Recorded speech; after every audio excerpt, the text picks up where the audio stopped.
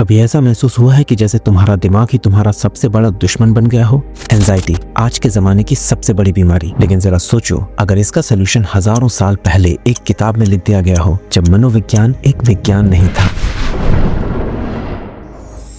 भगवत गीता, जो इतिहास के सबसे गहरे आध्यात्मिक ग्रंथों में से एक है, ऐसी शाश्वत ज्ञान की बातें कहती है जो आज के साइकोलॉजिस्ट रिसर्च करके समझ रहे हैं। इस किताब में हमारी हर चिंता, हर परेशानी का सलूशन हजारों साल पहले ही लिख दिया गया था।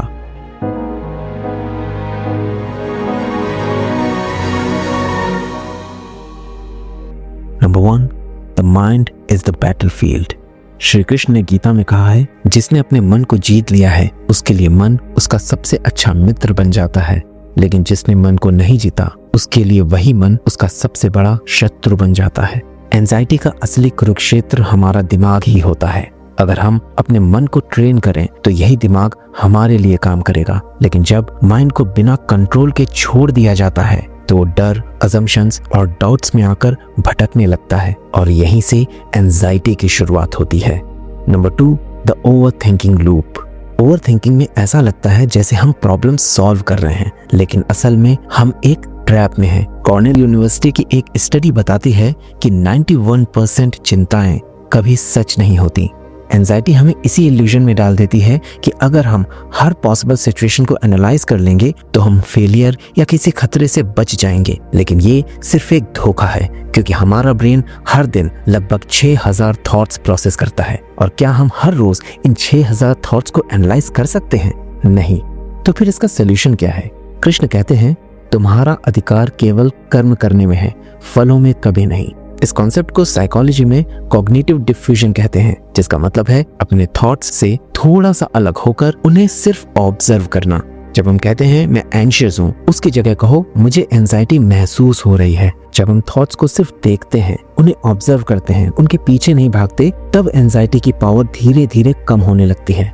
Number 3, the science of fear. डर असल में रियलिटी नहीं, परसेप्शन से आता है। हमारा ब्रेन असली और काल्पनिक खतरों के बीच में फर्क नहीं कर पाता।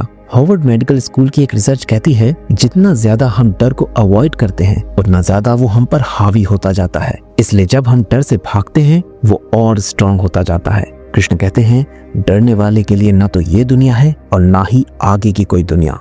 यही कॉन्सेप्ट साइकोलॉजी में एक्सपोजर थेरेपी कहलाता है। ये थेरेपी बताती है कि अगर हम अपने डर का सामना धीरे धीरे करते हैं तो हमारा दिमाग उस डर को कम सीरियसली लेता है। अपना सबसे बड़ा डर लिखो, फिर उसे फेस करने का एक छोटा सा स्टेप उठाओ। जैसे जैसे तुम उस डर का सामना करोगे तुम्हारा डर कम होता जाएगा। Number 4, nervous system hijack.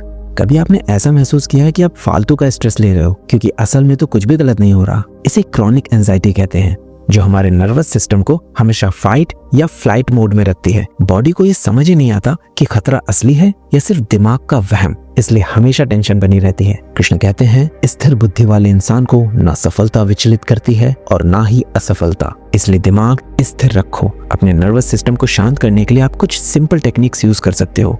4-7-8 breathing. 4 seconds तक सांस लो, 7 सेकंड्स के लिए उन्हें रोको और 8 सेकंड्स में छोड़ो। ये तरीका हार्ट रेट स्लो करता है और एंजाइटी कम करता है। Progressive muscle relaxation. हर मसल ग्रुप को टाइट करो और फिर धीरे धीरे रिलैक्स करो। ऐसा करने से ब्रेन को सिग्नल मिलता है कि अब रिलैक्स करना है। Cold exposure. ठंडे पानी से अपना चेहरा धो लो। ये सब वेगस नर्व को एक्टिवेट करके एंजाइटी को कम करते हैं। Number 5, the comparison trap. Social media हमें असली जिंदगी नहीं दिखाता, सिर्फ लोगों की अच्छी बातें और उनके अच्छे पल दिखाता है, उनकी मुश्किलें नहीं। इसकी वजह से हम अपनी लाइफ को दूसरों से कंपेयर करने लगते हैं और लगता है कि हम काफी नहीं हैं। नेशनल इंस्टीट्यूट ऑफ हेल्थ की एक रिसर्च कहती है कि ज्यादा सोशल मीडिया यूज करने से एंजाइटी और डिप्रेशन 70% तक बढ़ जाता है। एक और स्टडी बताती है कि जब हमें ऑनलाइन इग्नोर या रिजेक्ट किया जाता है तो दिमाग उसे असली दर्द की तरह महसूस करता है। श्री कृष्ण कहते हैं, जो व्यक्ति ना तो प्रशंसा से विचलित होता है और ना ही निंदा से, वही वास्तव में शांत चित्त होता है। इस कंपैरिजन से आजादी पाने का एक सिंपल तरीका है अपने ऊपर ध्यान देना। थोड़ी देर के लिए सोशल मीडिया से ब्रेक लो और अपनी ग्रोथ पर काम करो। चाहे एक अच्छी किताब पढ़ो या कोई नई स्किल सीखो। अगर पढ़ना मुश्किल लगता है तो ऑडियो बुक सुन सकते हो या हमारे वीडियोस देख सकते हो, जहां हम किताबों की लर्निंग एकदम सिंपल और शॉर्ट तरीके से समझाते हैं। याद रखो कि तुम्हारा सफर सिर्फ तुम्हारा है, किसी और से कंपेयर करने की बिल्कुल जरूरत नहीं। Number 6, the root of anxiety. Anxiety की असली जड़ है जब हम हर चीज को कंट्रोल करना चाहते हैं। लेकिन श्री कृष्ण कहते हैं, क्या चिंता करते हो, किससे डरते हो? आत्मा ना कभी जन्मी है, ना कभी मरेगी। साइकोलॉजी में से कहते हैं रेडिकल एक्सेप्टेंस, यानी जो हम बदल नहीं सकते उसे अपने मन से स्वीकार कर लेना चाहिए। अपने आप से कहो, मैं जो हो रहा है उसे एक्सेप्ट करता हूँ, मुझे भरोसा है जो होगा अच्छा होगा। शांति कंट्रोल में नहीं मिलती, ये समर्पण में मिलती है। And number 7, real secret to peace. लोग पूछते हैं कि मेरी एंजाइटी कब जाएगी? सही सवाल है, मैं एंजाइटी के साथ जीना कैसे सीखूं? श्री कृष्ण कहते हैं, बिना आसक्ति के काम करो, स्थिर मन ही शांति लाता है। यह हमें सिखाता है कि अपना पर्पस ढूंढो, जो चीज तुम्हारी वैल्यूज से जुड़ी हो उसे करो, अगर डर लगे तो भी आगे बढ़ो। द फाइनल ट्रुथ, तुम्हारा दिमाग या तो तुम्हें बंदी बनाता है या तुम्हें आजाद करता है। भगवत गीता और आज का मनोविज्ञान दोनों ये कहते हैं, डर का सामना करो, उससे भागो मत। समर्पण में शांति है, कंट्रोल में नहीं। मिलते हैं अगले वीडियो में एक और किताबी बात के साथ। जय श्री कृष्ण।